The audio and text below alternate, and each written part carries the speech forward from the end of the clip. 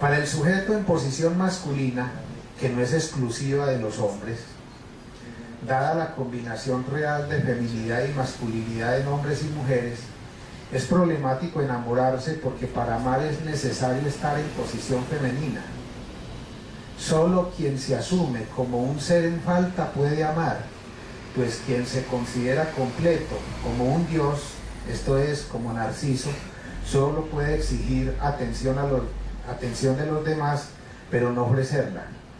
Ahora, es claro que este no es solo un problema para los hombres, pues sabemos que para muchas mujeres, sobre todo en una época de competencia enmarcada en el capitalismo salvaje, es también bastante difícil adoptar un rol femenino y por ello se deterioran muchos de sus vínculos y hasta el ejercicio de la sexualidad es una cuestión compulsivamente evitada porque temen enamorarse y de paso experimentar la falta que suele acompañar tal estado. El sexo sin amor, podríamos pensar con Freud y Lacan, es solo goce, y el goce está más próximo al malestar, al sufrimiento y la mortificación que al placer y el bienestar.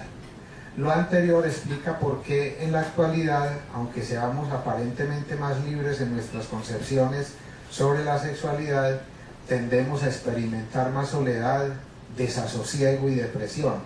En esto quizá nos parezcamos al hombre de la antigüedad grecorromana o al de la Edad Media, para quien la mezcla entre sexualidad y agresividad era prácticamente inevitable y de paso una fuente de tormento y malestar.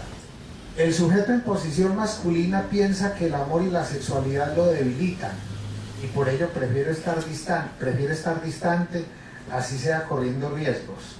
Además, es preciso considerar que el sujeto, por medio de la enfermedad, del consumo de sustancias psicoactivas y alcohol, o de la agresividad, la violencia y la guerra, puede satisfacer sus impulsos sexuales. Es lo que Freud demuestra en un caso que sería bueno que lean, se llama Pegan a un niño.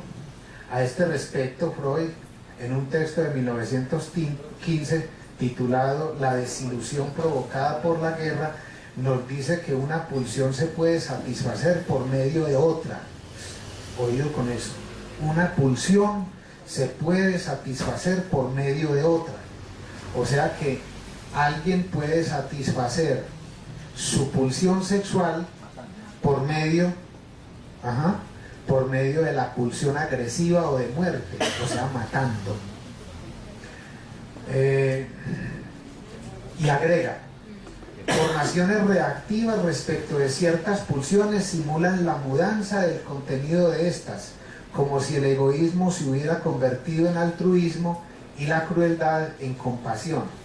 En el sadismo, por ejemplo, la pulsión sexual se puede satisfacer de manera sustitutiva por medio de la agresividad, la violencia y la guerra, caso en el que no vacilamos al considerar en una práctica así la cercanía con las perversiones.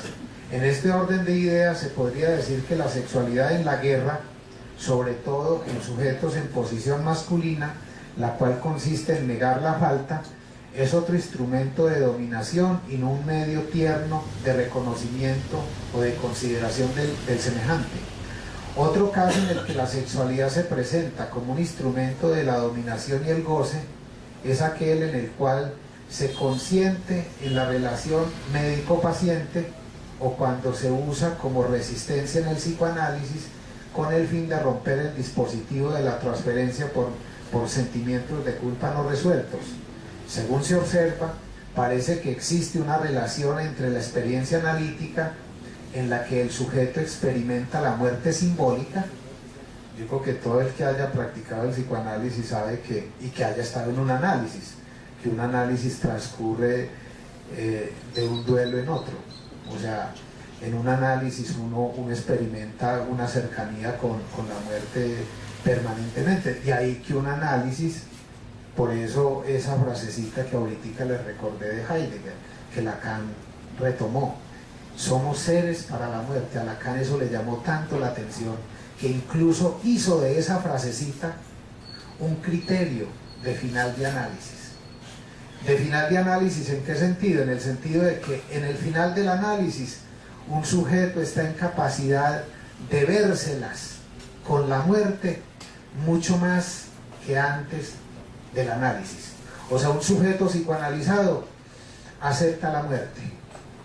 Podría decirse que cuando la sexualidad está principalmente dominada por los influjos de la pulsión de muerte, en ella prima el goce y por tanto el malestar, el cual mueve a lo peor, a buscar compulsivamente ese malestar.